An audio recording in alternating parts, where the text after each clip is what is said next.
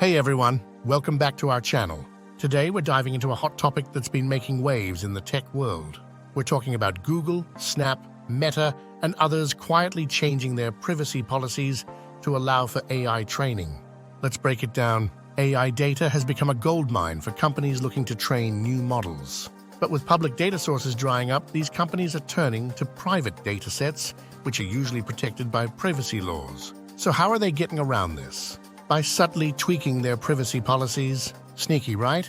Earlier this year, the Federal Trade Commission, or FTC, warned companies might be tempted to change their privacy terms to use customer data for AI training.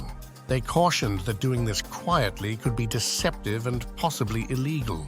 The FTC was crystal clear, saying it may be unfair or deceptive for a company to adopt more permissive data practices without clearly informing consumers. But guess what? According to the New York Times, that's exactly what's happening. Companies are carefully updating their terms to include phrases like artificial intelligence, machine learning, and generative AI. Take Google, for example. Last July, they updated their privacy policy to state that they use publicly available information to help train their AI models and develop products like Google Translate Bard, now Gemini, and cloud AI capabilities.